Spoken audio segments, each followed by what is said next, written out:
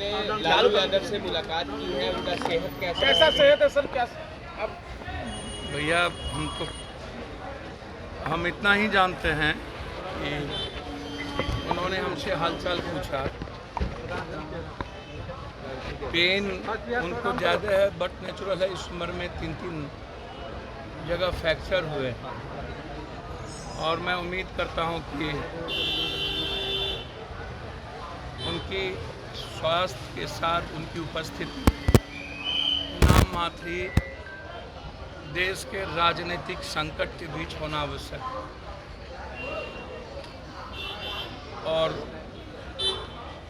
वर्तमान समय में जब कई सारे विरले नेता कंप्लीट रूप से जिनकी भूमिका इस देश के सामाजिक सोशल जस्टिस या जेपी लोहिया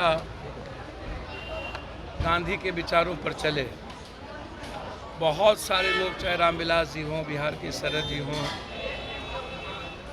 बहुत सारे लीडर जो रहते हुए भी राजनीतिक रूप से अलूप हो गए, कुछ लोग नहीं हैं। उस वक्त लालू यादव जी का हम सब के बीच में रहना बहुत ही आवश्यक है।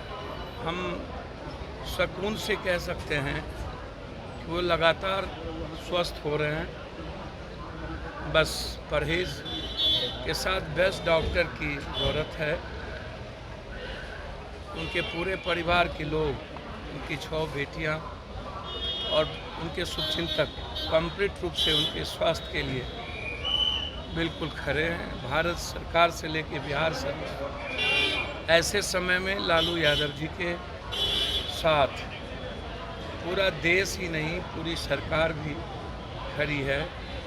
मैं उम्मीद करता हूँ सबकी दुआएं उन्हें अविलंब स्वस्थ करके हम सबके बीच लाएं।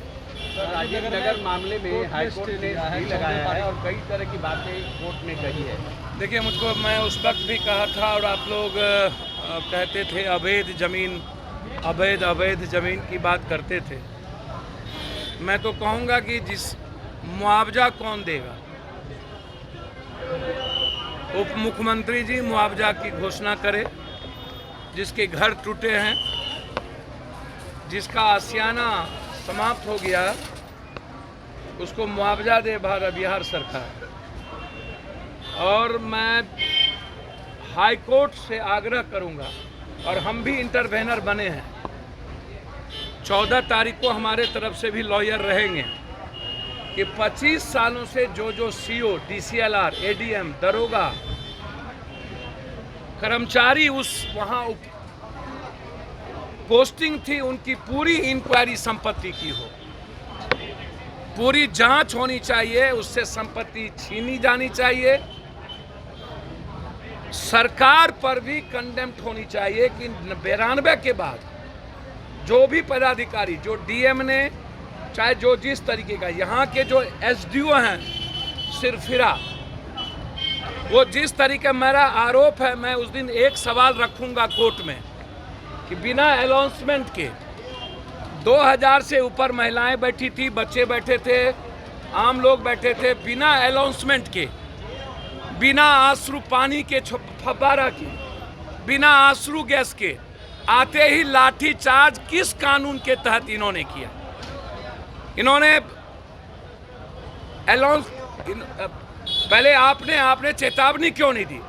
उसके बाद आपने पानी का फव्वारा क्यों नहीं चलाया? उसके बाद आपने आंसू गैस क्यों नहीं चलाया? किस के ऑर्डर से आपने लाठी चलाई? इसके लिए हम लोग केस करेंगे कोर्ट में एसडीओ, डीएसपी पर।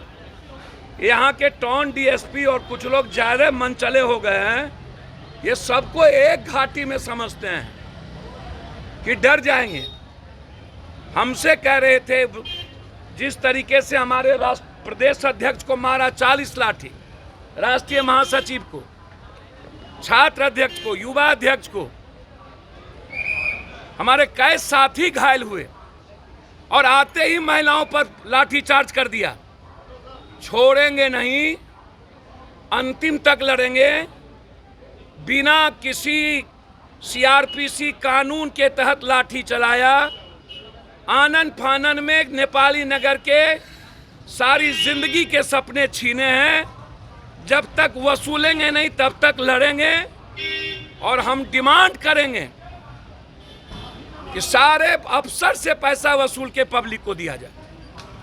पूरा डिमांड होगा, उस पर कोई कंप्रोमाइज नहीं होगी।